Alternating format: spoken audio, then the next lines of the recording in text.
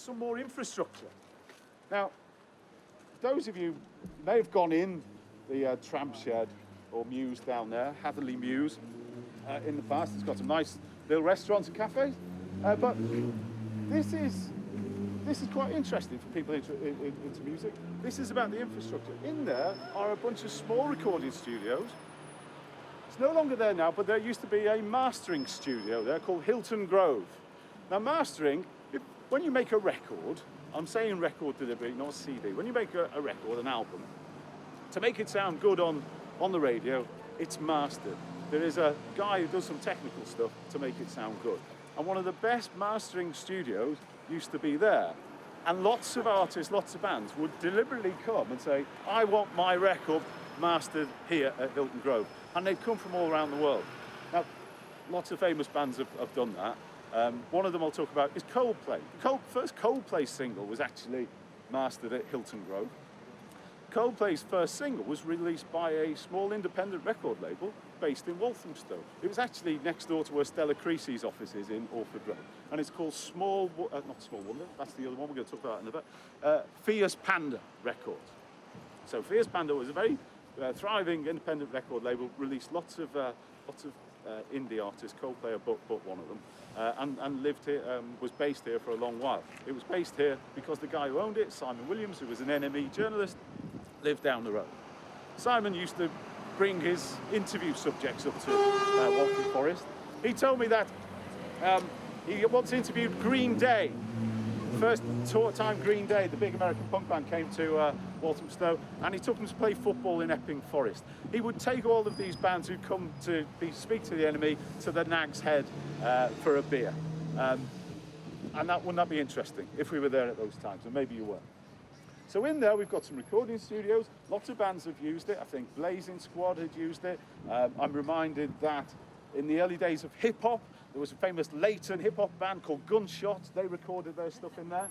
This building in front, which is the Bentley Solicitors, and I'd really like some people who've been here for a long while to correct me or tell me more about this. But I believe where Betfred is now, there used to be a restaurant here. Don't know if it's Italian or Greek. But above there... It's a pizza restaurant. Pizza, there we are, thank you. And above there was a space that was used in the late 70s as a little bit of a club. I've heard that it was Walthamstow's new romantic venue. I've not seen any evidence, but certainly it was a club, and a few of the indie bands that we're going to talk about in a little bit did play there. I think it was short-lived. The Saxon Room, Saxon. And there's a band called the Cravats, who we're going to feature in our next bit when we move down the road. They played there. So this is, for me, for a place to become a musical place, it needs infrastructure. Places for people to play, to rehearse, to meet, to buy equipment, record shops, music shops. That's what it needed. And Walthamstow had those back then, and continues to have them as we go forward. How about Eastern European food? In the punk days, in fact, between 1975 and 1983, this was the location of one of the key punk record shops in the UK, and it was called Small Wonder. Small Wonder Records. When punk exploded, it was actually very difficult to buy the records that you heard on John Peel, which was one of the key programs people listened to. What kids used to do, they used to buy the music press in massive numbers. The NME, which went free yesterday because it no longer sells enough copies, the NME used to sell something like 600,000 copies. And every Wednesday, young boys and girls would go and buy it, read it from cover to cover. And in the back, they had adverts for records and shoes and things. And every week, Small Wonder would advertise the latest records that they had. And if you lived in Manchester or Scotland, Wales, the chances are you'd send a postal order to Small Wonder Records to buy those records. There were a few other places, Rough Trade in London and these Adrian's Records. Rough Trade still exists, the rest have all gone. The kids who were buying those records were also forming bands. And they would come into Rough Trade with their demo tapes, and into Small Wonder and say, have a listen to this, mate. The mate in question, there's two people we'll talk about. It was owned by a chap called Pete Stennett. Pete retired. He's now a gardener in Suffolk, I think. But he's a significant figure. If you go and look at Small Wonder and read about it, you'll see a lot of very fond memories of people who would come here. Those kids who lived in Scotland, if they came to London, they wouldn't go to the Buckingham Palace. They'd jump on a train, come to Walthamstow and go to Small Wonder to be sworn at by Pete Stennett, who sometimes could be a bit curmudgeonly. So those kids would come in with their demo tapes and CDs, not CDs, demo tapes, they didn't have CDs. And Pete would have a listen, most of them he'd say are rubbish. But they started putting out records by some of these bands because no one else would. And he put out about 50 singles and one album. Some of those singles were by bands that subsequently became famous. So The Cure's first single, Killing an Arab, Small Wonder Records, came out from here. Bauhaus, a very famous band back in 1980, still resonate. Their first single, Bela Lugosi's Dead, 5,000 copies, Small Wonder Records. Other bands, perhaps not quite so well known, The Cravat, Punishment of Luxury, Fatal Microbes. These names may not mean a lot, but at the time, and actually they still resonate. You know, people who bought those records, people are passionate about music. This is why we're on this tour. If I was doing a tour, this tour about furniture, it'd be a little bit more difficult, yeah? So, we love music, it plays a massive part in our lives. And it soundtracks what we do in our lives, our weddings, when the kids are born, things that we did, our clubbing memories. It's massively important, and Small Wonder is. And again, I think life moves on. Yeah? We're remembering it. We will mark it. I have another plaque in my bag to do that. So yeah, Small Wonder released a lot of records for a period of time. They closed up in 1983. I'm not quite sure why. I think there was a change in politics. I think they were getting a lot of hassle from Nazis and things like that. But Pete got fed up, I don't know. So they closed down. It became another record shop called Ugly Child, but Ugly Child isn't held in the same fondness as a Small Wonder. But it should be remembered because this, I would contend, and this is why I think Walthamstow is so special, you could make a claim, is where goth music began. Bauhaus are one of the first goth bands, and goth music translated across the whole world. We will find kids wearing black and purple in every city in the world, and most of them will pay homage to that first Bauhaus record, or indeed the Cure record. I want to mention another person who worked in the shop, and some people might know this chap. On Saturdays, Pete was helped out by a guy called Colin Favour. Now, Colin he came from Plaistow. He lived over by the Tesco near on the Lee Bridge Road, but he worked here on Saturdays. He was a big fan of punk rock, and he would take Pete into the Roxy in central London and all these other places to see these bands. Now, Colin is worth a mention because he went on to bigger and better things. He designed the sleeves of some of those records we've talked about. He kind of introduced those bands to Pete. They also formed a promotions company called Final Solution with a friend of his called Kevin Millins. And for this period, from 1978 to 1983, these guys put every act on at the time that was big in that kind of post-punk world. And we're talking Joy Division and the Magazine and Deutsche Amerikanische Freundschaft and Scritti Politti. All these, I could roll out these names. Later on, through the Stowfest site, I'll put some links up and you can go and research this. But these guys just were on it. Every band that started to resonate were promoted by Final Solution. Colin and his partner stopped doing that, and Colin became one of the first pioneering acid house DJs. He used to have a program on Kiss FM, and I'm mentioning him because unfortunately he died last week. It's very sad, he wasn't very old. We're going to put two plaques on here. One of them is dedicated to Colin. So I'd urge you to go and research Colin. If you like acid house music, Colin was a pioneering, one of the first acid house DJs in the UK. In fact, he used to play gigs at, and some people may have gone to this, the Dungeons Club. Dungeons was down on the Lee Bridge Road and was one of those very early acid house venues. It was Hume in London. Obviously, people know about the Hacienda in Manchester, but Dungeons was the one that we had. And all of those early DJs used to play there, including Colin Faber. Colin continued to DJ, and I say, it was remarkable. He had an obituary in the Telegraph and in all of the music press in the last couple of weeks. And it's sad that he's gone, and I think it's right that we mention him as part of this tour. He's a key figure in the Walthamstow scene. Shall we go and stick these on here? My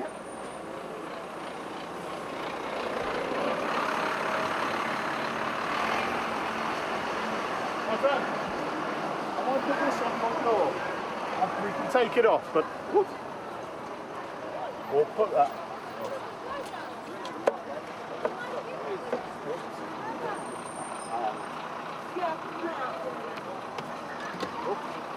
We'll take them off.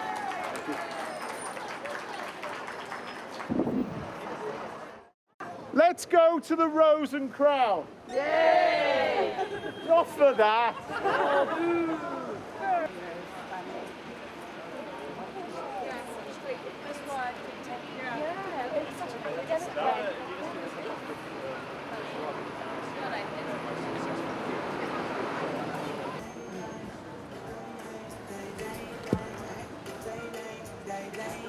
It's not ideal, this, is it? I should have thought it. Okay. The tour, we are going to continue. We're going to go to the Assembly Hall and the Town Hall. There are places in Walthamstow that are significant in this story, which we can't visit. We'd just be going and looking at spaces. But I want to talk about a couple of them. Is there anybody here who knows the work of Joy Division? Yes. Okay. Joy Division played in Walthamstow twice. They played at Mark House Road Youth Centre, Walthamstow Youth Centre, in March 1979 and later on in August. It was only their second, third, fourth gig in London.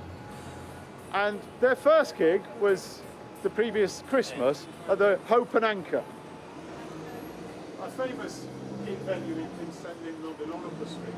Only 40 people were there. It was the 27th of December. But in that crowd, it was our mate Colin and Kevin, who we've just seen, Colin Faber, he was there. They made their first connection with Joy Division. But there's another couple, Jasmine Hooper and Dave Pills. I would dearly love if anybody here knows of those people and where they are now, because they've disappeared. But Jasmine was the manager of Walthamstow Youth Centre, and her and her boyfriend obviously had a chat. We thought you were great, fantastic, come and do a gig for us. All right, we will, said their manager. It's from Manchester, that was my Manchester accent. So, following March, they come and they play at the youth centre. And apparently, by all counts, there's only 50 people there. Joy Division hadn't really made it yet. They hadn't yet recorded their seminal first album, Unknown Pleasures. In fact, that's what they started doing when they left Walthamstow, because on April the 1st, they went to Strawberry Records in Stockport and they began the recording of that.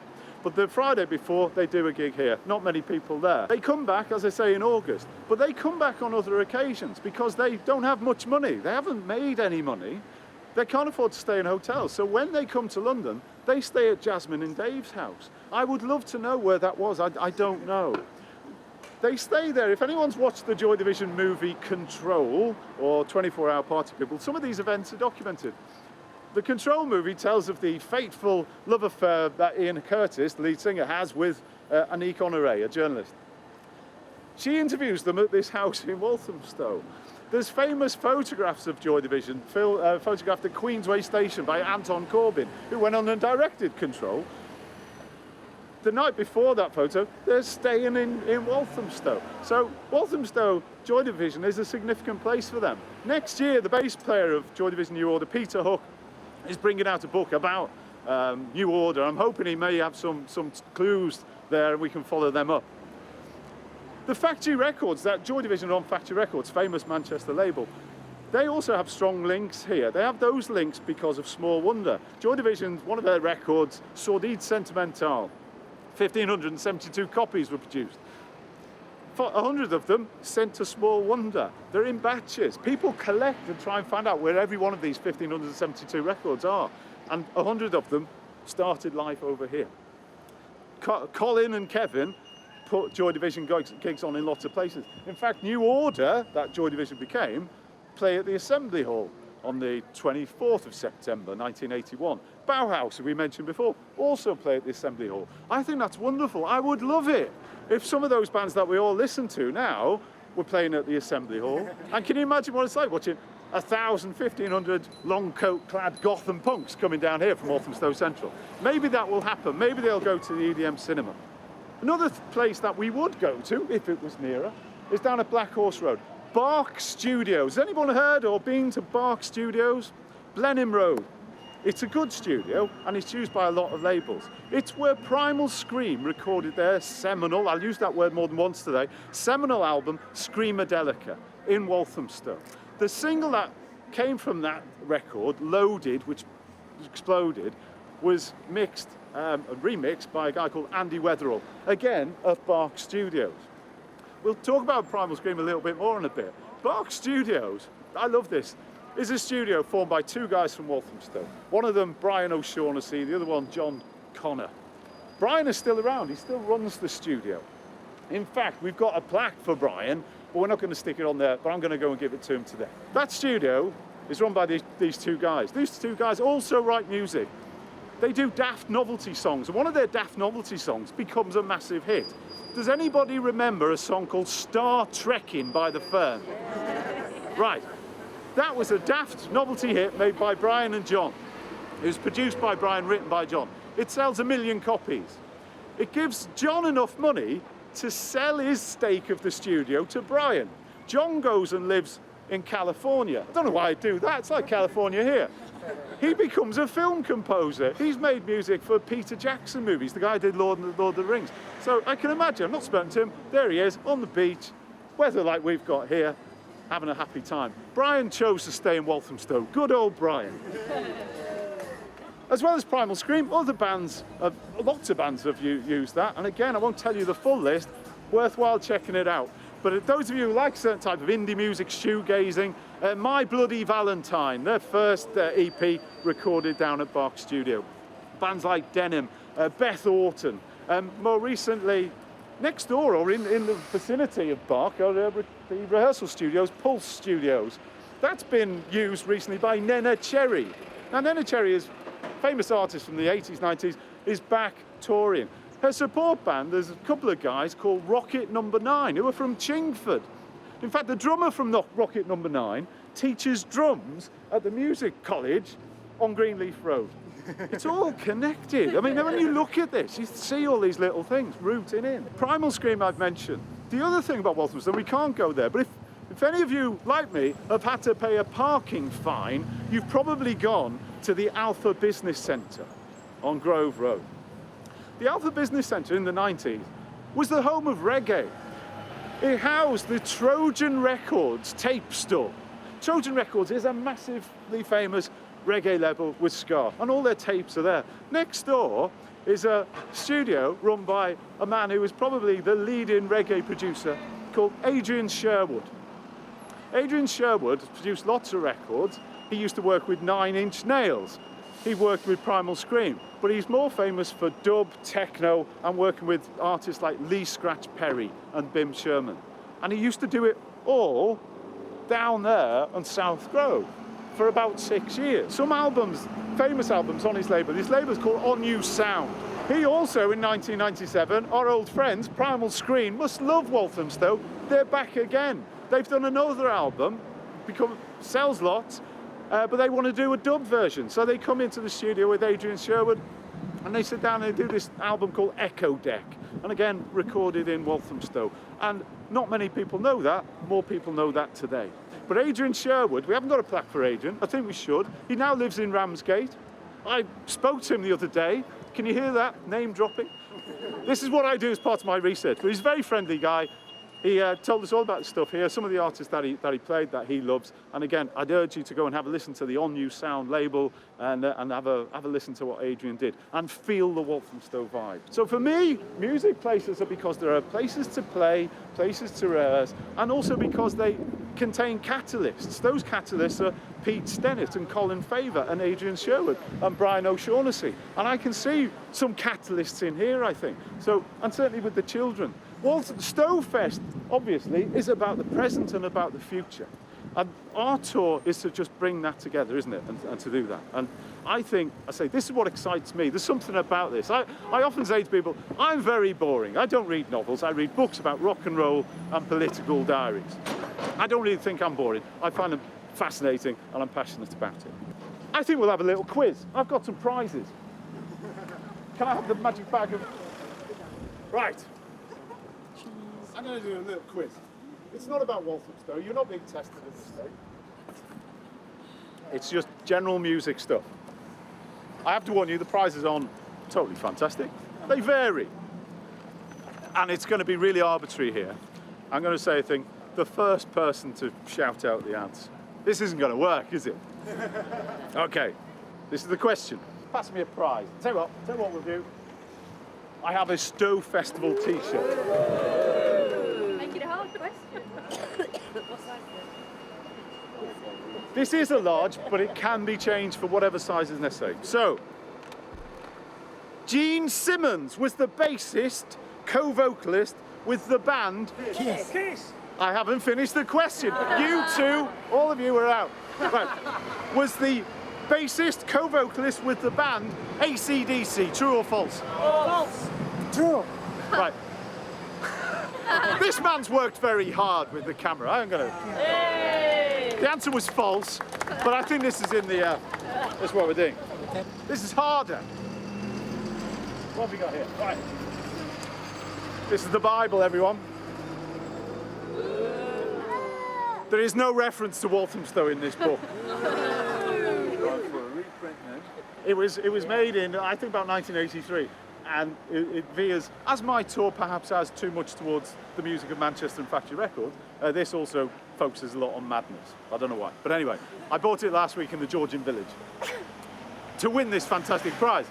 Who wrote the theme music for the movie Toy Story? There is three possible answers. Sir, you didn't need those answers, do you? I think we should move on to our next location. And I think we should head towards the art college. It's going to be a bit of a hike, but maybe we could all take a little bit of a rest. My voice.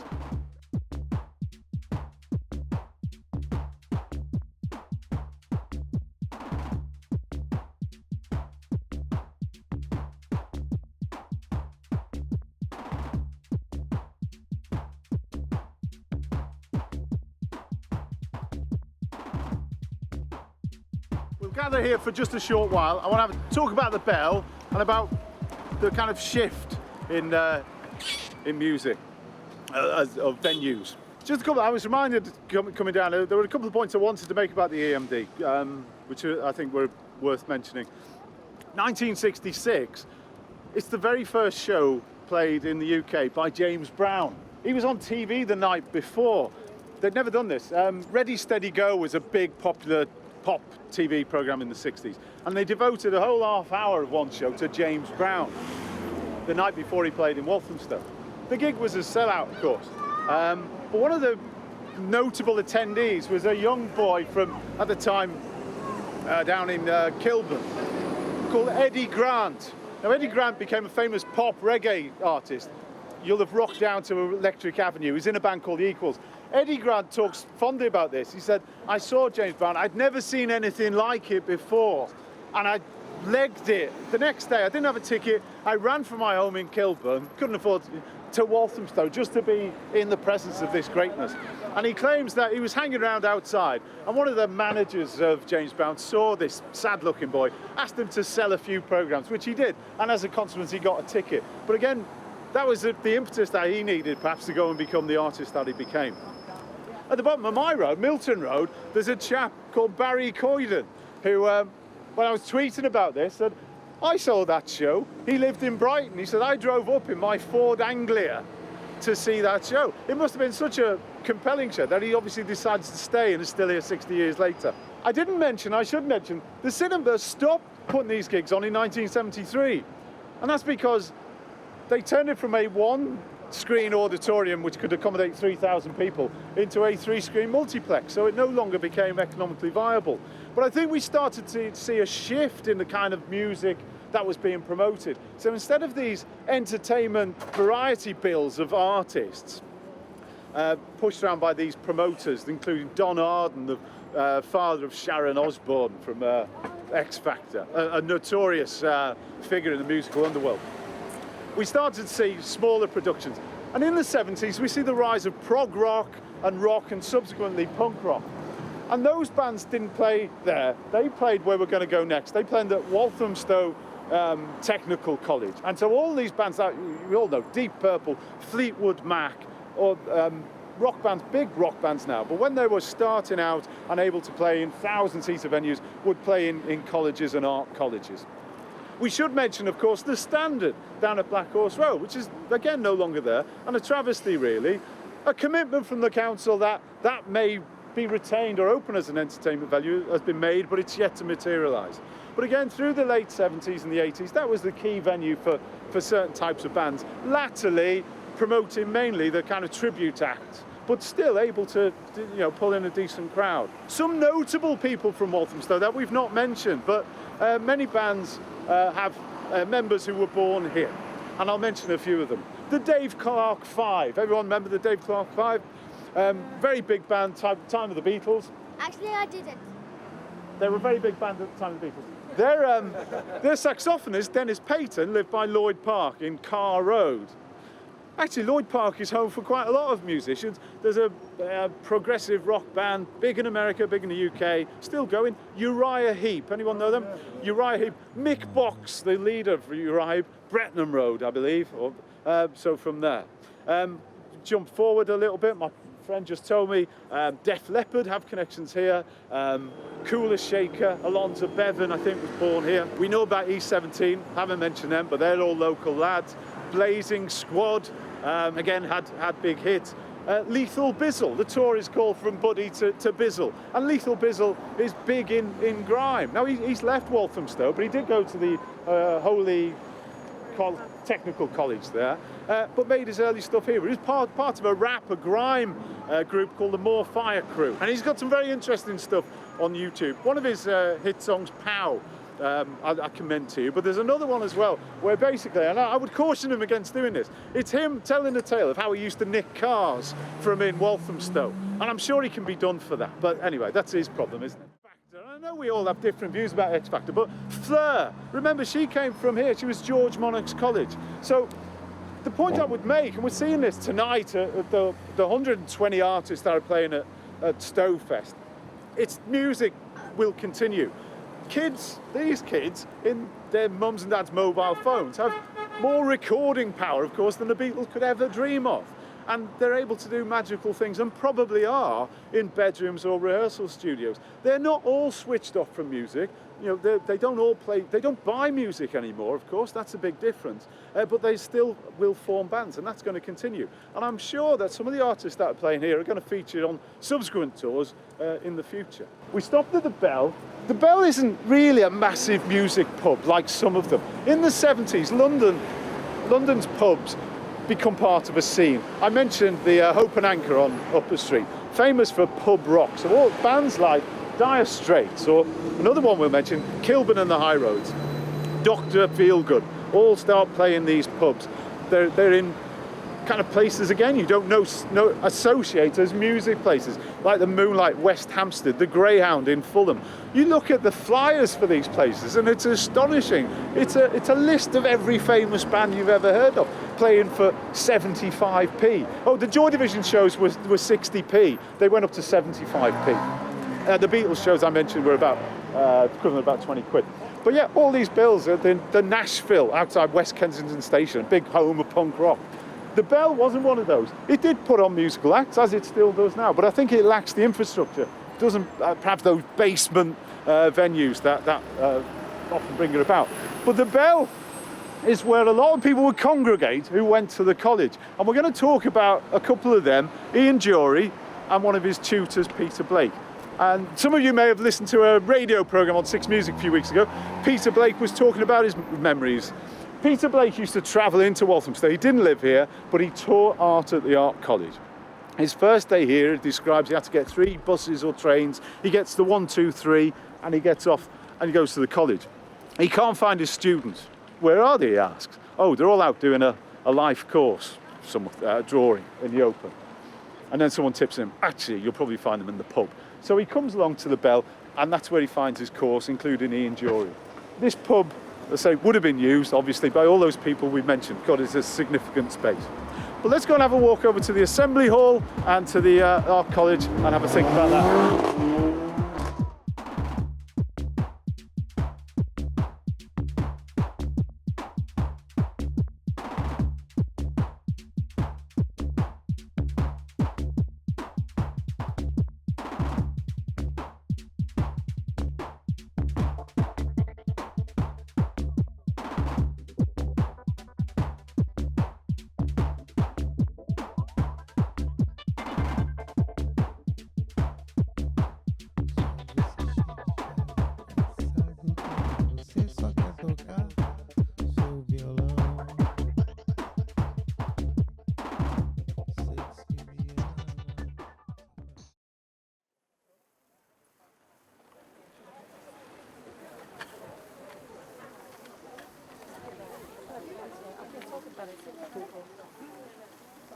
Well, this is fabulous because it's a lot quieter and it's beautiful, and we're in front of the best buildings in Walthamstow. And the good news is we're going to be able to go inside the Assembly Hall in a little bit. It is open house weekend. Sometimes they are closed to get events, but we are able to go in. We've come down here because it's another important location in Walthamstow music history. This has hosted many concerts and gigs. It's probably quite well known. Inside, this is one of the finest, acoustically finest halls for music in the UK. And throughout the 50s, 60s, 70s and beyond, lots of famous classical recordings have been made here. The way you record classical music, I think, is less in a studio. You have mics hanging down from the ceiling, whatever, picking up the sound. So the actual quality of the venue is important to doing that. So many famous classical artists have played here, and famous orchestras. So Placido Domingo's played here. Dame Tiri Turkanawa, the opera singer. But we're more interested in rock and pop. Another character we're going to talk about, Ian Jury. So June the 17th, 1976. There's a gig here by a band called Kilburn and the High Roads. Kilburn and the High Roads is one of London's leading pub rock bands. We talked about them before. They're going for about 4 years. They're on Stiff Records. They're led by this charismatic figure, Ian Jury. Ian Jury subsequently goes to another band. He starts Ian Jury and the Blockheads, who have big hits. This is the last gig he does as Kilburn and the High Roads. And at this gig, he's supported by two bands. One's the Stranglers, and the other is the Sex Pistols. Now, the Sex Pistols, their first gig was only about 9 months before, 1975. Johnny Rotten of the Sex Pistols is a big fan of Kilburn and the High Roads. He's seen them play quite a bit. And in fact, if you look at how Johnny Rotten performs and you look at how Ian Jury performs, there's some similarity. And at this gig, Ian Jury sees Johnny Rotten in the support act and he says, is he taking a mick or what? Because Ian Jury has got some polio, I think, and therefore he's a little bit, the way he stands is a little bit strange. And he uses that as part of his act. But also his persona, he's quite a flamboyantly dressed person. And it's claimed Ian Jury was one of the first people to wear a safety pin as an earring or something, and that was one of the key fashion things that the punks used to do.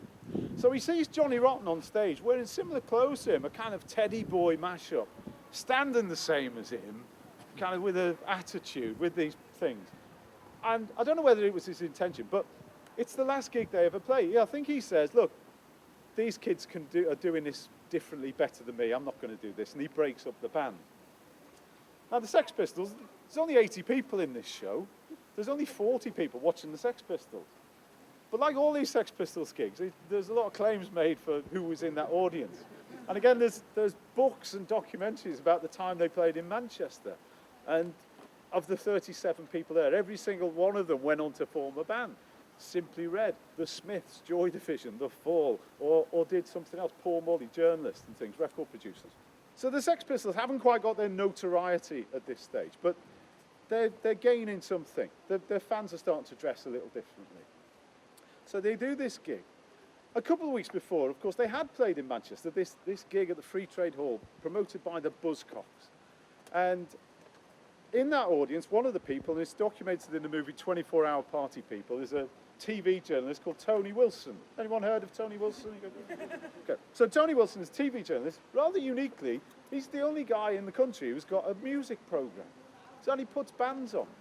And he sees the Sex Pistols at this Free Trade Hall show, and he goes to his producer and said, I've just seen the future of rock and roll, I've got to put this band on. This producer is aware of Tony's enthusiasm, tries to dampen them down. He says, oh, well, give me their album, I'll have a listen. They haven't got an album. What do you mean they haven't got an album? They haven't released any records yet. What, you want to put an unsigned band on? Don't be... Anyway, he says to Tony, look, go and see him again. If they're still great, maybe we can do it. So Tony gets in his car and he comes down to Walthamstow and he's at the gig on the 17th of June. Sex Pistols are fantastic. He sees something in there that perhaps not everyone can see. He says there's 40 people there. They're spitting. And he comes back up to Manchester, and about a month later, he broadcasts their very first television performance. And they do Anarchy in the UK on his Granada programme. A month after that, September, they play at the 100 Club in Oxford Street, the Punk Festival. And it all starts to come together. On that bill, you've got Susie and the Banshees, you've got The Clash, you've got the Buzzcocks, Subway Sect. All these bands go on to greater success. A month or two later, they're the most notorious and hated band in the country because they appear on the Bill Grundy programme. They F and blind, and they're on the front of the Mirror in every paper, the filth and the fury. And this, their notoriety is there. And it just makes me feel this is part of this special story of Walthamstow. All the things we've talked about, James Brown's first gig, the Beatles, Buddy Holly, the Sex Pistols. I think it's important that we should shout about that. 1959 to 1962, Ian Jory is a student at the Art College. He's doing fine art. Walthamstow Art College is a preeminent institution. In fact, the year that Ian Jory graduates, 10 students from the college go with him to the Royal College of Art. The Royal College of Art is the leading art institution in the UK. They take about 30 people a year on their fine art course. 10 of them come from Walthamstow. We've talked about infrastructure a lot here. Art colleges are significant in the music history of the UK. Every band has a member, or all of them, met at Art College. Art College gave working class kids, lower middle class kids, the space to be creative and do lots of things. Some of them did music, some of them became artists. At Walthamstow, famous luminaries, we've mentioned Peter Blake. Peter Blake goes on, he's a tutor here, he designs the front cover to Sgt. Pepper's Lonely Heart Club Band. His notoriety is assured from that, but he's an accomplished artist, well regarded for other things. Peter Greenaway, another Peter, the film director, mainly for art house movies. He also studied here at this college, and lots of others. And we should say remember the Art College, and we're losing them, unfortunately. I mean, those spaces and the times, and who can afford to be in bands when they've got to pay £40,000 for student fees? So maybe it's a time that's lost, but don't dwell on it too much. As we've said, they've got iPhones with massive recording power, and they can make things in the bedroom. So I think music will live and thrive. In the 80s, the council used to put on a lot of gigs here under the banner WAR 17, Walthamstow Assembly Hall 17. Mainly indie bands like The Wedding Present, heard them? A Certain Ratio, another factory band. Gary Glitter played twice, won't mention that. The Wedding Present. Exactly. Half Man, Half Biscuit, all these bands, lots of reggae stuff. I haven't mentioned that I should have done. Walthamstow is also, in the late 70s, has a significant part to play in the establishment of rock against racism. So we see in the late 70s an emergence of a kind of a right-wing National Front tendency. And there's I've forgotten his name, which is regrettable of me. There is a chap around here, a luminary, who was an early instigator of rock against racism. And they also promote gigs here. Now, it is a shame, just as there are no gigs at the cinema or elsewhere, that there are no longer concerts here. I'm afraid it's quite pricey, and the industry's moved a different way. But of course, we shouldn't be too regretful, because many of us were able to enjoy Grandmaster Flash, and fun-loving criminals out there and lone lady over in the other field. So the council have shifted their emphasis a little bit. Gentleman here, Craig, was part of the team in the 80s who put the gigs on here. Came here and never left. This is what happened. And started, in fact, one of the big things that I was trying to do, and it's 30 years it took, was convince the council to put, there was Low Hall and this field here, and kept trying to convince them that this was a place to do open air shows. So 30 years later. Sadly, it's no longer used for the purpose that we want it to. Maybe it will. Maybe some enterprising promoter will come along and we'll start to attend there. Would you like to have a look inside and see? And maybe we can feel the vibes. Maybe we can feel what the Sex Pistols. Maybe it still resonates in the floorboard. We'll go and have a look. And if you go on Grosvenor Park Road, you'll see a lot of people. He finds out about ordinary people who live in ordinary houses, and he creates these blue plaques. So these are normally given to the great and the good, but Danny celebrates the ordinary people, and I suppose that's what we've done to some extent today. Anyway, we'll put this on, see how long it lasts. But should we go and have a look in? Walthamstow College of Art, as it was then, part of, I think, another wider name, the East Essex Technical Academy, but we'll call it Walthamstow College of Art. So Ian Jury, Peter Blake, Peter Greenaway studied and taught here. Fleetwood Mac, Deep Purple, Hawkwind, Pink Floyd played gigs there in early parts of their careers. Apparently, again, Peter Blake's radio programme, which I think is on the iPlayer, tells a little bit, gives a little bit more of a hint. The art students were really quite committed to the work, and they weren't always in the pub. They apparently dominated the third floor of the technical college, the art college, and they liked painting. They were up there doing all kinds of things, talking and getting on with stuff. Now, that suggests to me, how do you get home? There's no tube. Remember, tube isn't here until 1967. All of these events we've talked about, people, if they came from out of town, going on a train or a bus. I don't know how long it took to get from Upminster here, but I believe he still lived in Upminster while he was at college here. But it would be interesting to know, and if anyone can find out or knows where he lived, again, I think these places should be marked in some way or remembered.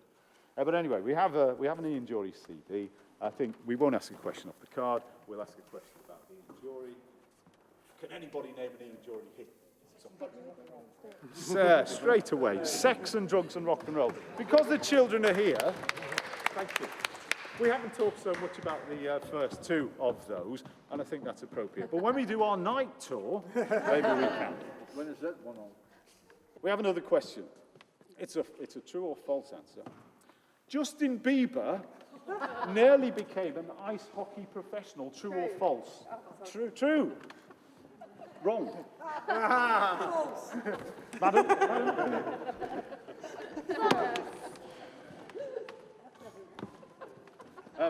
You can have this fabulous cassette tape. That's Mark's band. That was a band I was in. Right, I have, this is very rare, it's a limited edition of one. It's a Joy Division Unknown Pleasures coaster. Joy Division are featured on our tour. I think it's appropriate that we give some of their stuff away. That was a card about how to play this game.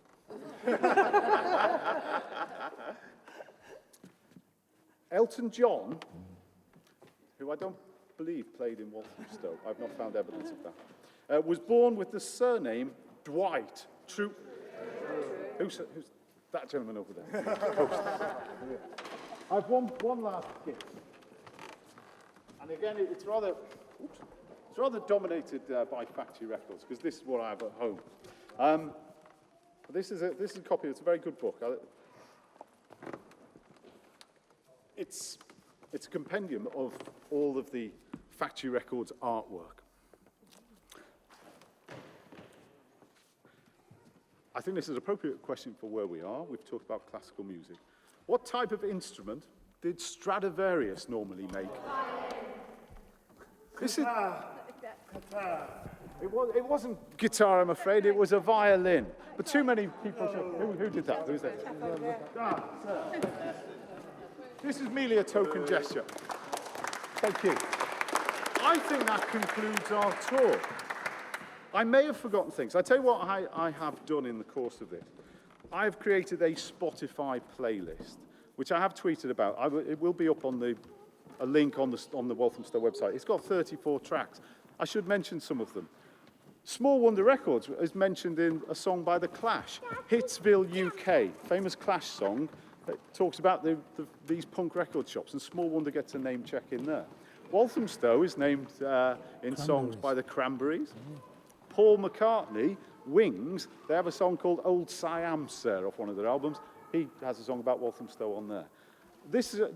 Some of the people we've mentioned, some of the bands that have played, I put together a very small 34-track playlist, which is all Walthamstow related, and I commend that to you. Again, we'll get some other notes and things, photographs up and there, but I'd just like to say thank you very much for coming along. I'm blown away. Thank you.